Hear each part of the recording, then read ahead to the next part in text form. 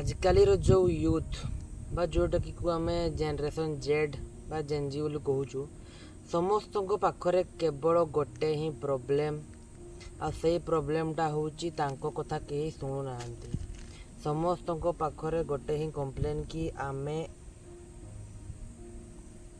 आमर कथा कहीं शुणुना आमे पूरा एकला अच्छु इवेन पेरेंट्स कथा शुणुना यहाँ समस्त पाखरे गोटे कंप्लेन आउ ए कथा को लेकिन जेनरेशन पिला पेरेंट्स को प्रति बहुत चिड़चिड़ रुहति जहाँ देखा मिले पूरा चिड़चिड़ रुहति रागिकी बिहेव करती जोटा कि आदौ ठीक नुह आ रागिकी बिहेव करती पछर रिजन केवल से गोटे कि पेरेंट्स माने से पिला को सपोर्ट करना यहाँ किंतु एक्चुअली ये से पेरेंट्स को 1% भूल न थाए कि से पिलार भी 1% भूल न थाए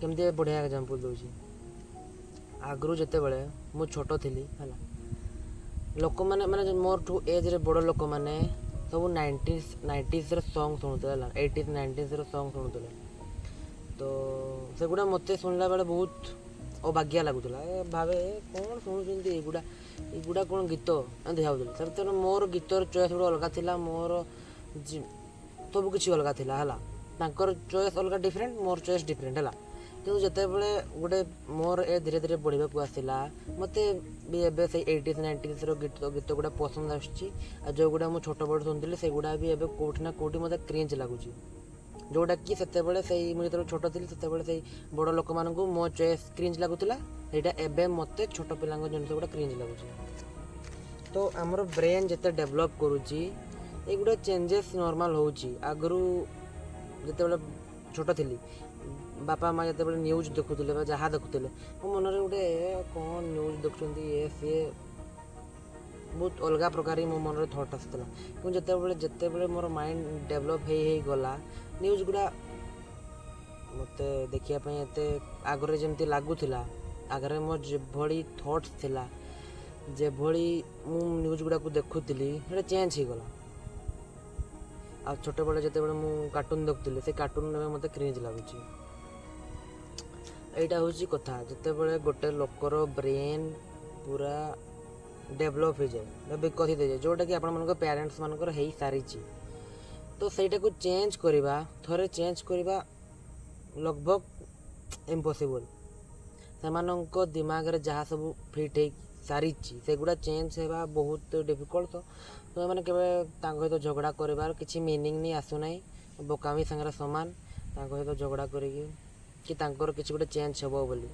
तुम्हें जोड़ा चाहूच से भी चाहतु यहाँ पूरा इम्पॉसिबल टाइप कौन भाई तुम्हें अलग स्टेज रे अच्छ जीवन रो से अलग स्टेज रे अच्छा ब्रेन पूरा विकसित हो सारी हाँ ना नहीं किंतु आमर दिमाग भी जहाँ तले अच्छी ना सहीटा मेन कथा तो सहित झगड़ा कर किसी माने बनूनी झगड़ा करवा कथा भी नहीं करब भी नहीं मेन कथा किसी कहना पिला गुड़ा मैंने डिप्रेशन को पलाऊँ कि नहीं आम कथा कहीं शुणुना बापा माँ तो लास्ट समय जहाँ किसी प्रोब्लेम है बापा माँ साथ दिखती किंतु बापा माँ आमर साथ दौना जहाँ कहूँ आम आम कथा बुझुना यहाँ भावुँ समस्ते किए आज जीएम जीव कहूँ किए आज फ्यूचर किसी गोटे अलग करवा प्लान रे अच्छे कि माइंड रे सेगुड़ा नाई ना से कहबी कि मुझे जीएम जीवी घरे अभ्यास कथा भी मना करेंगे एज नाला सब पुणी जदि एज कौन थी कहना कि पाठ पढ़ा छड़ा अन्य किसी करियर ऑप्शन बड़ा नाला तो से पाठ पढ़ा को ही गोटे मात्र जानी कि नाई पाठ पढ़ा छड़ा अन्य जहाँ कले भी सबकि फ्लॉप सांगे सामान कि नाई ना जेनरेशन चेंज होना तो जेनरेशन सांगे आम बढ़ी चलु से तो अलरेडी स्टक हो सारी ब्रेन फुली डेभलप हो सारी पूरा स्टक हो रही जाए ब्रेन किंतु आमर तो चेंज हो आसना जेनरेशन सांगे काले गोटे नुआ ट्रेंड बाहर आम से ट्रेंड को फॉलो कलु पर दिन से ट्रेंड बाहर आ गोटे ट्रेंड बाहर से आम फॉलो कलु किंतु पेरेंट्स तो क्षेत्र में सब देखा जाए कि आम भाई एमती काम करते कि नाई ना तो सहीटा है कथा पेरेंट्स को तो झगड़ा फगड़ा करवा ठीक नहीं से लेवल ठीक अच्छा आम लेवल ठीक अच्छू तो ଏବେ ପଏଣ୍ଟ ଆସୁଛି ଆମେ କରିବା କ'ଣ? ଆମେ ତ କ'ଣ ହେଉଛି ଆକ୍ଚୁଆଲି ଦୁନିଆରେ ଏଇଟା ଜାଣିଗଲୁ। ଏବେ କରିବା କ'ଣ? ସଲ୍ୟୁସନ୍ କ'ଣ ଏସବୁର? ଆମେ ତ ଆମ ପ୍ୟାସନ୍କୁ ଏମିତି ଛାଡ଼ି ରଖିବାନି କି ଘରେ ମନା କରୁଛନ୍ତି ଏଇଟା କରନି ସେଇଟା କରନି, ତାପରେ ତ ଆମେ ପଛରେ ରହିଯିବାନି। ଦୁନିଆ ତ ଆଗକୁ ବଢ଼ିବା ପାଇଁ ପଡ଼ିବ। ତା ଫଳରେ ସିନା ଦୁନିଆ ଡେଭଲପ୍ ହେଇଯିବ, ହଁ ନା ନାହିଁ? ଜେନେରେସନ୍ ଆଗକୁ ବଢ଼ିଯିବ। ଆଉ ଯଦି ସେଇ ପଛର ଖ୍ୟାଲରେ ଧରି ରଖି ବସିବା କିଛି ତ ହେଇପାରିବନି। ଆପଣମାନଙ୍କୁ ଢଗ ଶୁଣିଥିବେ, ଯେତେବେଳେ ସିଧା ଆଙ୍ଗୁଳିରୁ ଘିଅ ବାହାରେ ନାହିଁ, ଆଙ୍ଗୁଳି ତେଢ଼ା କରିବା ପାଇଁ ପଡ଼େ, ହଁ ନା ନାହିଁ?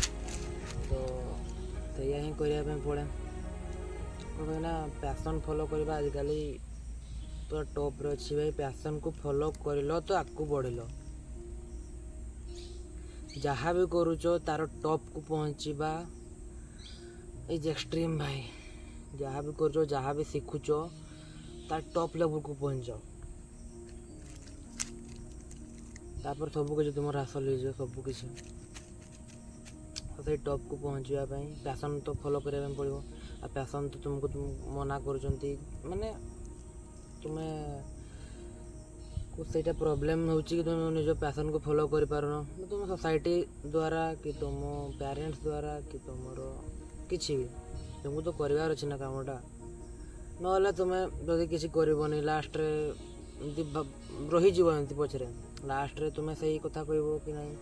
ଲାଷ୍ଟରେ କହିଲେ କେତେବେଳେ 10-20 ବର୍ଷ ବିତିଯିବା ପରେ ଯେତେବେଳେ ତୁମେ କିଛି ଗୋଟେ ସକ୍ସେସଫୁଲ୍ ହେଇପାରିନଥିବ, କି କିଛି ଗୋଟେ ନର୍ମାଲ୍ କିଛି ଗୋଟେ କାମ କରୁଥିବ, କି ସେଇ ମିଡ଼ିଲ୍ କ୍ଲାସ୍ ଷ୍ଟେଜ୍ରେ ନେଇଥିବ, ତୁମେ ସେଇ ଗୋଟେ ବାହାନା ଦେବ କି ନାଇଁ ଆମକୁ ପ୍ୟାରେଣ୍ଟସ୍ ସପୋର୍ଟ କଲେନି, ସେତେବେଳେ ସେମିତି କହୁଥିଲି, ଘରେ ସପୋର୍ଟ କଲେନି, ସେଥିପାଇଁ ମୁଁ ଆଜି ଏଇଟା ତୁମ ପାଖରେ ବାହାନା ରହିବ। କିନ୍ତୁ ଆକ୍ଚୁଆଲି ଏଇଟା ଫ୍ୟାକ୍ଟ ନୁହେଁ ଭାଇ। ସପୋର୍ଟ କରିବା ନ କରିବା ତାର କିଛି ମାନେ ବନୁନି। ଯାହା କରିବାର ଅଛି ନିଜକୁ କରିବାର ଅଛି, ତ ନିଜେ କରିଚାଲ।